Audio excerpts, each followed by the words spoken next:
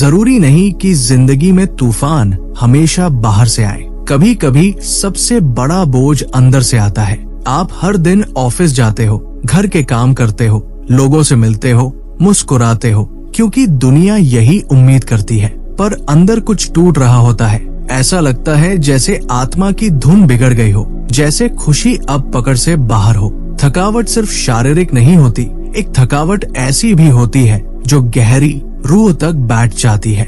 ऐसा लगता है जैसे दिमाग भाग रहा है और दिल खाली है। दिन गुजरते हैं पर उनमें कोई मकसद नहीं दिखता, और इसी उलझन, इस खालीपन के बीच एक चीज है जो हमें फिर से जोड़ सकती है, इबादत। लेकिन वो इबादत नहीं जो सिर्फ रविवार को होती है या किसी धार्मिक रस्म का हिस्सा हो। ये वो इबादत है जो घुटनों से निकलती है जब दिल पूरी तरह से टूटा होता है, जब हर चीज उलझी होती है और फिर भी आप कहते हो मैं भरोसा करता हूँ। वहीं से आत्मा फिर से सांस लेना शुरू करती है, वहीं से अंदर का संतुलन वापस आता है। इबादत कोई शो नहीं होती, ये एक चुनाव होता है। जब दिमाग उलझा हो, जब जवाब न मिल रहे हो, तब भी ईश्वर को देखना, उसे महसूस करना, यही असली इबादत है। उस समय शब्द कमजोर पड़ जाते हैं, पर दिल का झुकना ही सबसे सच्चा जवाब बन जाता है।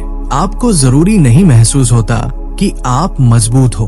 कई बार लगता है आप लायक नहीं हो। फिर भी जब आप इबादत करते हो, अपनी भावनाओं से ऊपर उठकर उस शांति की ओर देखते हो जो हमेशा वही है, तब भीतर कुछ बदलने लगता है। तब आप हालात का शिकार नहीं रहते, बल्कि सच्चाई से जवाब देने लगते हो। इबादत एक हथियार बन जाती है, डिप्रेशन के खिलाफ, डर के खिलाफ, उस सुनपन के खिलाफ जो हमें अंदर से जकड़ लेता है। ये हमें याद दिलाती है कि कौन अब भी साथ है, कौन अब भी नियंत्रण में है। और फिर शुरू होती है असली जंगाई, वो नहीं जो सोशल मीडिया पर डाली जाती है, बल्कि जो चुपचाप दिल में होती है।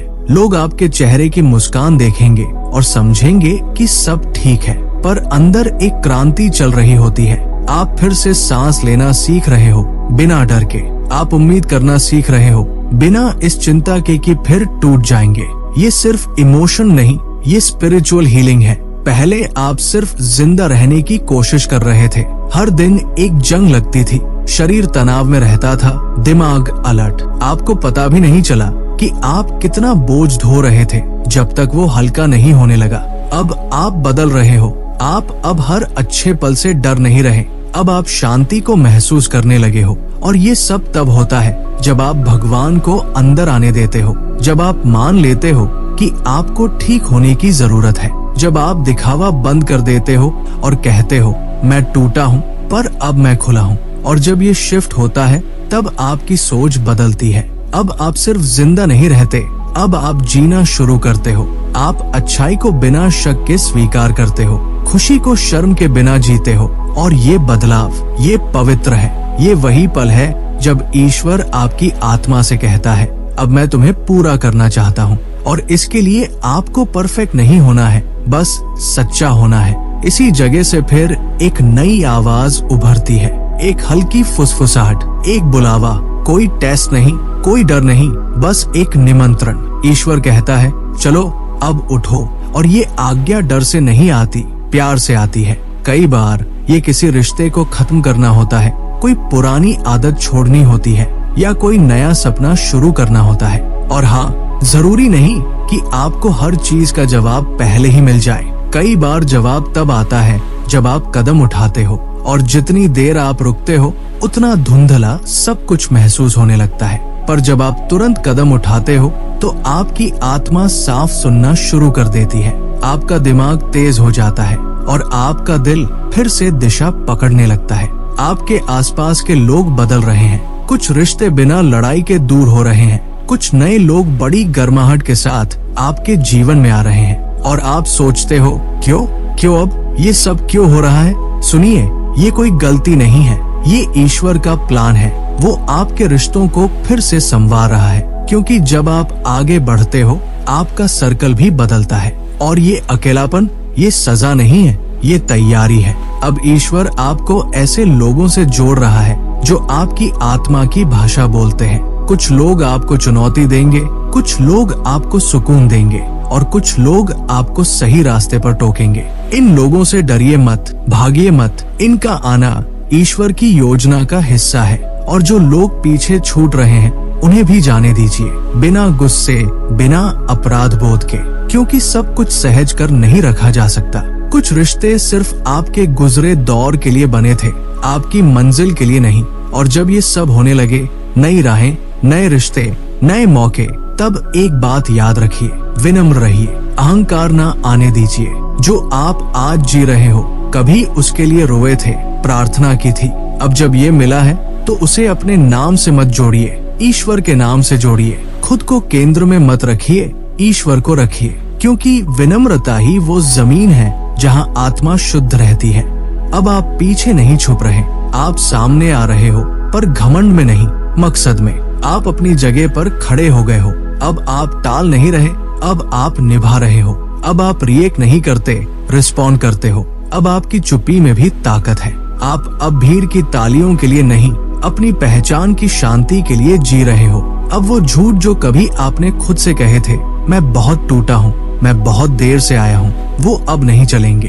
अब आप जानते हो, आप चुने गए हो, आप तैयार हो। और जब कोई पूछे तुम कौन हो, तो आप पूरे यकीन से कहो, मैं याद रखा गया हूँ, मैं चुना गया हूँ, मैं जानता हूँ मैं कौन हूँ। यही है असली बदलाव, यही है नई शुरुआत, और यही है वो पल जहाँ आपकी कहानी अब सिर्फ आपकी नहीं रहती, वो गवाही बन जाती है उस ईश्वर की जो हर पल साथ था। आपने ये भी जाना कि हीलिंग, वो सच्चा इलाज, कभी कभी चुपचाप होता है। कोई शोर नहीं, कोई तालियां नहीं, कोई पोस्ट नहीं, बस एक शांत बदलाव जो धीरे धीरे आपको फिर से जीना सिखाता है।